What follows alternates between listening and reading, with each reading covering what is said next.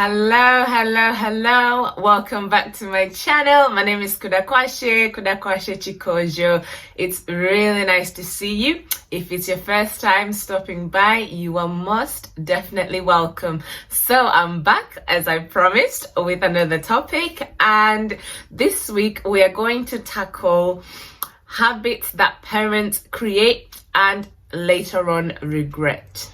If you missed that, it's habits that parents create that they later on regret. So I'm a mom of two. Obviously, I've made some mistakes along the way and I've learned from them, believe me. So I just thought I'm gonna write down just a few. I mean, there's a lot of mistakes people make, but I just wrote down a few that I've experienced. And also I was watching there's an influencer on YouTube. She's called Dana. Some people may know her, and she asked some parents what things that they did that they now regretted because she's got a newborn. And I was like, that's literally me all over that. All the mistakes they made, I seem to have made the same. So I thought, you know what, let's help each other. I'm gonna help some mummies out there, especially if you're a mummy to be, or if you've had one baby and you've got another on the way, or if you want to have more babies in the future. This is for you. So in no particular order, the first thing that you need to avoid when you are a mum to a newborn is to avoid holding them all the time. Now, I know when you have a newborn, there is no feeling better than holding a newborn, period. But don't make the mistake of holding your baby the whole day long, all the time. Now, I know some Susans are going to come for me and say, well, it's my newborn, I just want to hold my baby. Yes, you do, but not all the time, because once you put them down, you will see babies develop the most habits in the first few weeks. So if you teach them that they always have to be held, the one day when you don't want to hold them or when you can't hold them and you need to do something, you're going to regret it. You're going to regret it. So don't do it. So don't hold your baby all the time. The second thing that I've got on my list is don't run to them. This is in no particular order, by the way. So don't run to them as soon as they cry. I have a toddler and I have an infant, and my infant, she's quite manipulative. Listen, babies are smarter than you give them credit for. I repeat, babies are the smartest little people walking on the earth. Not literally walking, but they are the smartest people. Why? Because when a baby cries, they know somebody's going to come running. But when you don't run to them the same way, they also realize, I'm wasting my time. Let me stop because nobody's coming. Not like ignore your babies, Susan. I'm not saying ignore your babies the whole day, but don't run to them as soon as they cry, especially, you know, them little cries that they do when you know they're not really crying. They're just like more like whinging, no tears whatsoever. You know your baby. You know when they're doing that little cry. Don't do it. Don't do it, Susan. Don't run to them. Let them cry. You know what? It's good for babies to cry. It's good for babies to cry. Thank me later. You will. You will. Oh, the third thing I've got on the list. Oh, this for me. This for me is the biggest truth in being a parent. And listen to me when I say this. Please listen to me when I say this. And I'm sorry if you've already done this. A lot of us made the same mistake. I'm sorry if you're one of those, but if you haven't done it, this is your chance to listen to me. Do not, I repeat, do not let your baby sleep on the bed. Don't do it. Don't do it. You will live to regret it. You will live to regret it. Don't do it. Listen, yeah. Okay, so I get it. Most people, well, some people are not privileged enough to have maybe 2-bedroom houses or 3-bedroom houses where they can put the baby in their own room. Even still, put your baby in the cot bed and don't put them in your bed. I made that mistake with my firstborn. Oh boy, I paid for it. I still pay for it some nights. I mean, I've kind of rectified my mistake, but I'm still paying for it. Listen, of anything I'm writing on this list, this is the big one. Remember this one. Don't do it. Even if they cry when they're teething, even if you think they've got a cold, you would rather stay awake and monitor them from their cot bed. But do not put your baby on the bed. I will say it one more time, Susan. Don't judge me, because I'm speaking from experience. And of every single mother I've asked if they've made the same mistake, they all regret it. So don't do it. Do not put your baby to sleep on the bed. Don't do it. So the next thing on my list, this is another quite a big one. Do not hold your baby when you're eating while they're still a baby, because they will want this every single time you eat. Again, I made the same mistake with my firstborn. I was eating while holding her. Every time she smelled food, Mommy, you gotta hold me now. Don't do it. Don't do it. You'll never have peace. I'm just saying, don't do it. Okay, so this next one, I'm not particularly passionate about this because it doesn't personally relate to me, but I know a few people who made this mistake. It's not really a mistake to some people. Like I said, people will feel any type of way they want to feel, but I think it's best if I advise you to try both breastfeeding and bottle feeding. Don't be one of those parents who think, oh, I just want to exclusively breastfeed. I'm not gonna bottle feed my baby, because you might think, okay, maybe I'm staying home with my baby until I stop breastfeeding or whatever, but you are literally imprisoning yourself. Now again, Susan, don't come for me. Don't come for me. What I mean by that is you are literally the only person who can feed your baby then. Whereas if you've got a bottle, you can go to town for a couple of hours. Your baby's going to be all right. You've expressed your milk, or if you're formula feeding as well as breastfeeding, you can go to town, spend a couple of hours on yourself, get a manicure, get a pedicure, honey, look after yourself, go shopping or whatever. And you still can have that peace of mind that my baby is being fed even though I'm not there. Now, if you're exclusively breastfeeding without the use of bottle feeding,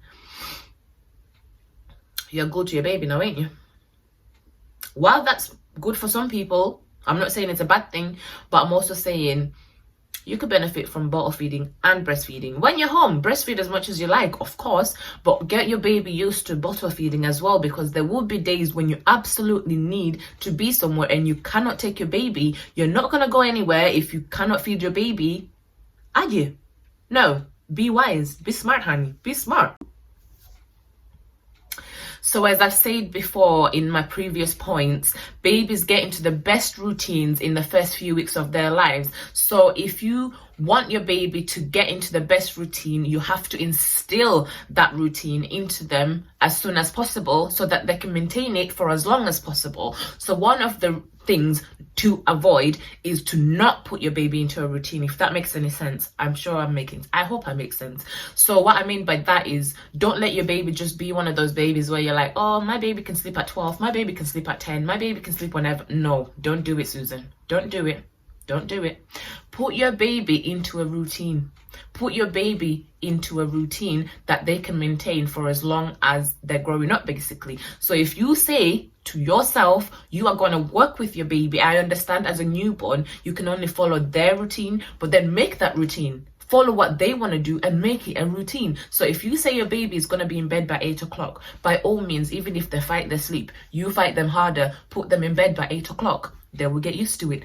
That's going to save you. That's going to save you. Thank me later. But don't let your baby start off life without a routine. That's a very important thing. Eating time, have a routine. Bathing time, have a routine. Playing time, have a routine. Tummy time, have a routine. Bedtime, have a routine. Please. Please, for your own sake. Okay, so earlier I had a point. And I'm trying to concentrate. I'm not even going to edit this part out because I'm losing this point every time I'm trying to make it. Okay, so I made a point earlier and I said it's controversial when I say don't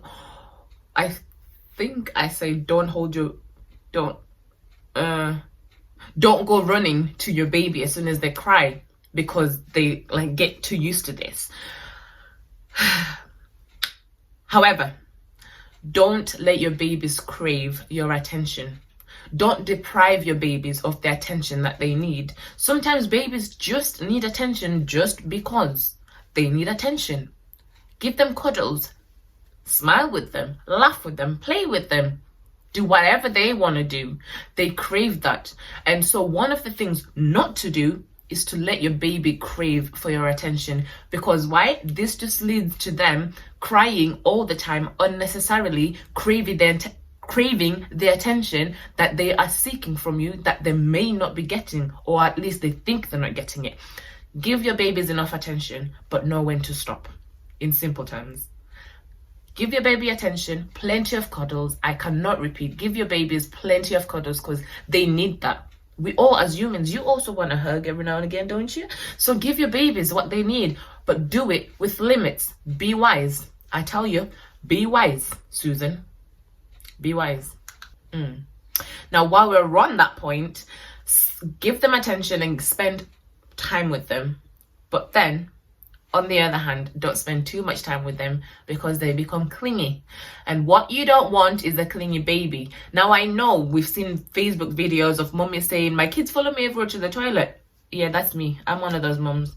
I spent way too much time with my babies and they just follow me everywhere I go. In the toilet, we go together. The three of us, we go to the toilet. One is running after me, one is crawling behind me. We go to the toilet together. When I want to go make the beds, we make the beds together. When I want to go cook, we cook together. I want to go outside for some fresh air, we go together. I want to just breathe, we breathe together. When I want to eat, we eat together. While that may sound like, oh, that's so cute. No, it ain't. It ain't so cute. Because sometimes, guess what? I just want to be me. And I just want to be on my own for 5 minutes. I can't do it because I made the mistake of spending way too much time with my babies. And, well, I'm paying for it. It's not a bad thing. I'm not complaining. I love my babies and I love to spend as much time as I can with them. But don't do it. Don't spend too much time that they become too clingy because you will live to regret it, just like I am. Don't do it. Don't do it. Now, I don't know if other people's toddlers do this or if my toddler is just a special breed, but do not lie to a toddler. Do not lie to a toddler because they remember everything. I will repeat that very slowly.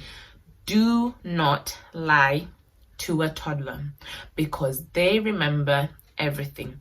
I will give an example. I took my baby to her auntie. She loves her auntie. She's one of her favorite people in this whole wide world. In the same breath, she loves my brother, who is her uncle. She loves her uncle. I took her to her auntie's and she was playing. It was now time to go home. She was crying because she did not want to leave her auntie's house. I told her we're going home to see uncle. That was a lie. But it worked to get her to put her coat on and she put her shoes on and we went home. We got home and she was crying because she wants to see uncle. Why do you want to see uncle? Because you told me we're going home to see uncle, mommy. Where's uncle? Uncle was not there. From that moment onwards, whenever we want to leave and I say, let's go home to uncle, she knows uncle's not going to be there. So she's not going to do it. She's going to give you a headache. She's going to give you a nightmare. She's going to throw the biggest tantrum because she knows you're lying. And now she's developed this habit of saying, stop lying, mommy. Don't lie to a toddler. Don't do it. Don't do it. It also might teach them to think that lying is okay, and it's definitely not. So don't lie to your toddlers. If you need them to go somewhere, be honest with them. You'd rather they cry for the right reasons than be happy for the wrong reasons, because they are going to remember the next day that you lied to them. And it also just causes disappointment. That's, I think, unnecessary for little people to be experiencing at this very small age. So just don't lie to your toddlers. Just don't lie to your kids. Like, I know I grew up, my mom used to lie to me like, oh, we're going here, we're going here. We're not going here, so why are you lying? Why are you lying? Don't do it. Just don't lie to your kids. Damn.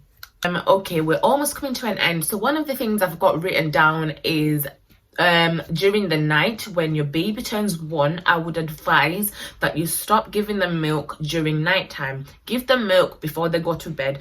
Do not allow your toddler to wake up during the night crying for whatever reason and give them milk because you think it's going to shut them up, because you're going to start another routine that you're not going to be able to maintain and you're going to regret it. So don't do it. Don't do it, Susan. Don't do it. Do not give your baby milk anytime after 1 because they will keep waking up every day. I want milk. No, you don't want milk. You don't need milk either because you've had a full plate of dinner. You've had milk before bed, so you don't need milk during the night. But they will use that as an excuse to keep waking up. Even worse, when you've made the habit of putting them on your bed and you're now trying to put them back in the cot bed and they just will not stay down. Don't do it. Don't do it. Okay, so I've got the last thing on my list written down as do not rush your children to potty train before they are ready. I will repeat that. Do not rush your children to potty train before they're ready. They may show signs that they're ready. In this, I mean, maybe they hide in a corner when they're doing a poo-poo, or, you know, they get embarrassed about it. Just because your baby is embarrassed about doing a poo-poo in front of you does not mean they're necessarily ready for potty training. Watch carefully how they react to you even attempting to put them on the potty. If they show signs of distress, if they show signs of fear, please do not rush them. Do not force them to sit on the potty, because when the time comes when they actually need to potty train, they may still remain fearful of the potty. Again, speaking from experience. Now, on that note, if anybody has any potty training advice, it is more than welcome for my next one. I want to do it right the next time because it's been a struggle with the first one. So anyway, you will get there eventually, but you want to make your life easier, don't you? You don't want to make your life unnecessarily difficult. So if your baby is 1 year old, and they're showing signs that they're ready, please pay close attention, because they may not actually be ready. They may just be starting to get ready. If you rush them into it, you are going to make progress much harder for yourself, and you're basically just pushing yourself backwards. So don't do it.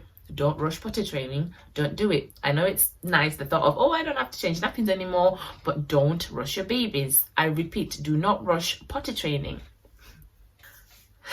Okay, so this is a message for all the mummies, all the daddies out there. I say this in every video. You are doing a fantastic job. You are doing a great job. And especially, again, I remember the people in this pandemic who are struggling. A lot of people are struggling financially. A lot of people are struggling emotionally. Mental health has gone down massively during this pandemic. I just want to say, if you ever need anyone to speak to, my inbox is always open. I put my handles for my social media ads. Please do not feel fearful to approach me. If you just want to have a chat, you've got any questions you want to ask outside of what I've already talked about, if you just want somebody to listen, or if you just want somebody to give you advice on anything, it just doesn't have to be about parenthood. It can be about absolutely anything. Please do not feel like you are alone. You are not on your own, and you do not have to deal with your emotions on your own. A problem shared is a problem halved. I'm flogging my grammar today. Yo. But please do not feel the need to deal with your problems on your own. We are all in this together. We will get through this together. Please stay home and stay safe.